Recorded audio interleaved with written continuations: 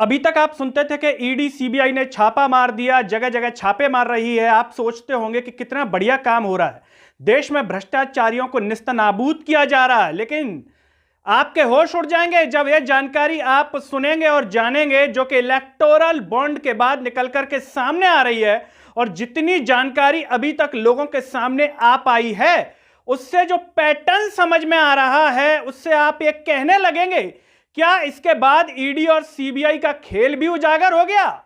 इसका काम भ्रष्टाचारियों को निस्तनाबूद करना नहीं, बल्कि चंदा पैदा करना था। जी हां, बिल्कुल ठीक सुना आपने, क्योंकि जो पैटर्न आ रहा है वो सबके होश उड़ा देगा। नमस्कार, मैं हूं गिरिराज शर्मा और आप देख रहे हैं सरल टॉक। जैसा कि आप सभी जानते हैं कि सुप्रीम कोर्ट के आदेश के बाद इलेक्टोरल बॉन्ड की जानकारी एसबीआई ने चुनाव आयोग को दी है, लेकिन पूरी जानकारी अभी तक नहीं दी है।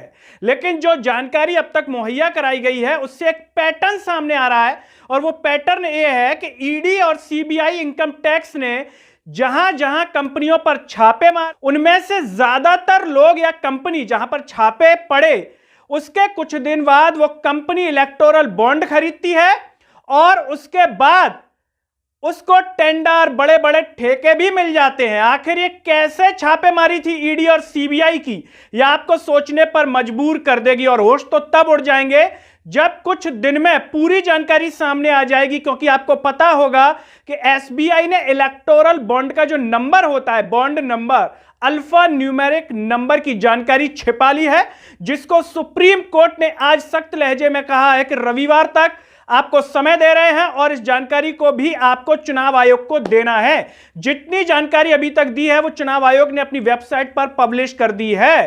कांग्रेस ने साफ तौर पर सीधी बात कही है इलेक्टोरल बॉन्ड को लेकर के। कांग्रेस का कहना है कि ईडी, सीबीआई, आईटी का जो इनकम टैक्स डिपार्टमेंट है, उसका दुरुपयोग किया गया है सत्ता के द्वारा और दबाव बनाया गया है चंदे को लेकर के।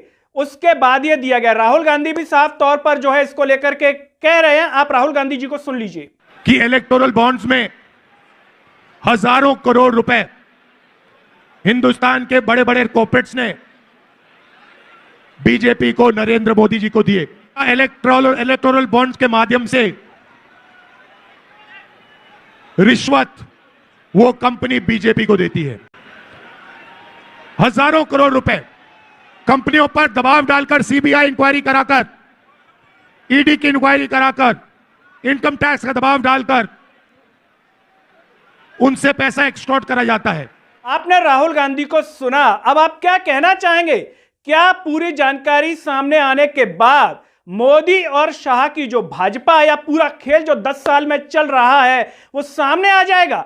क्या ईडी, सीबीआई मोदी शाह के इशारे पर ये कर रही थी? जो जांच एजेंसियां स्वतंत्र होनी चाहिए, जिनका जो उद्देश्य है वो साफ होना चाहिए, भ्रष्टाचार को खत्म करना, आखिर ऐसी क्या चीज चल रही थी कि जहां पर ईडी सीबीआई के छापे हैं, वो जो कंपनी है उसके बाद इलेक्टोरल बॉन्ड खरीदती है और फिर उसको ठेके भी मिल जाते हैं? सोचिए आप इस पूरे मसले पर आप क्या कहना चाहेंगे? कमेंट बॉक्स में अपनी राय जरूर दीजिए। इस वीडियो को हर जगह शेयर कीजिए, चैनल को सब्सक्राइब कीजिए, साथ ही साथ सरल टॉक के Facebook, Twitter, Telegram, Instagram page को आप जरूर फॉलो कीजिए। अंत में सभी से एक अपील है कि सरल टॉक को ज्वाइन व थैंक्स बटन के द्वारा सपोर्ट कीजिए, जिससे हम और बेहतर कार्य कर सकें। नमस्कार।